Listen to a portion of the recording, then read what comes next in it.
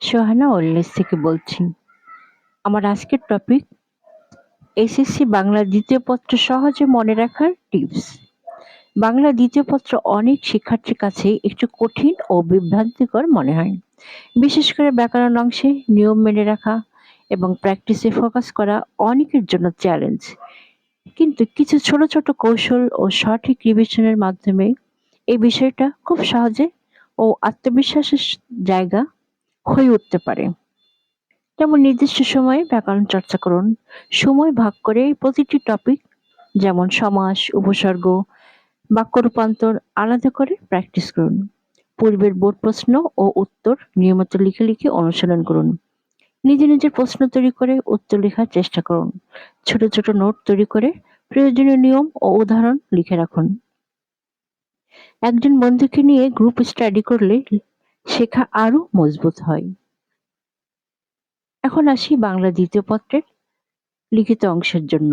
ভাব সম্প্রসারণ, চিঠি, সারাংশ, রচনা এই অংশগুলো একটু বেশি লিখন ভিত্তিক ও সৃজনশীল।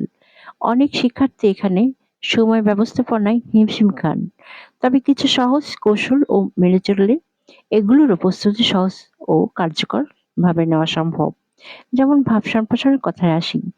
যেহেতু সময় কম, গুরুত্বপূর্ণ প্রবাদগুলো যেমন শ্রমই সফলতার চাবিকাঠি মুখস্থ না করে নিজ ভাষায় লেখার চেষ্টা করুন।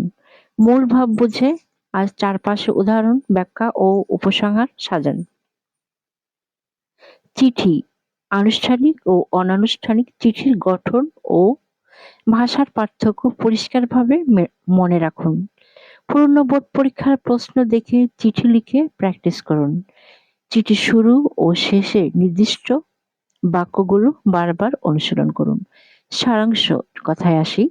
অনুচ্ছেদ পড়ে মূল ভাবটা ধরার প্র্যাকটিস করুন।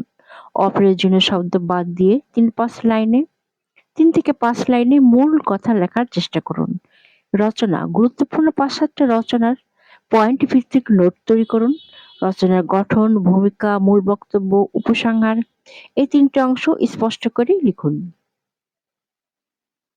সময় ধরে লেখার অনুসরণ করুন যাতে পরীক্ষার সময় মতো শেষ করতে পারেন। মনে রাখবেন, বেশি পড়ার চেয়ে নিয়মিত প্র্যাকটিস সবচেয়ে বেশি কাজ দেয়।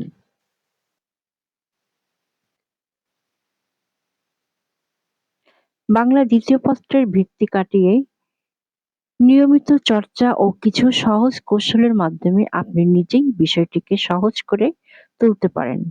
আত্মবিশ্বাস আর অধ্যবসায়ের কোনো বিকল্প নেই। সোহানা ওয়েলনেস সবসময় আপনাকে মানসিক শান্তি ও ইতিবাচক প্রস্তুতির পাশে রয়েছে। নিজের প্রতি বিশ্বাস রাখুন, সফলতা অবশ্যই আসবে। আপনার মানসিক প্রশান্তি ও পড়াশোনার ভারসাম্য বজায় থাকুক। ধৈর্য আর চেষ্টার মাধ্যমে আপনিও পারবেন অসাধারণ কিছু করতে। আল্লাহ হাফেজ।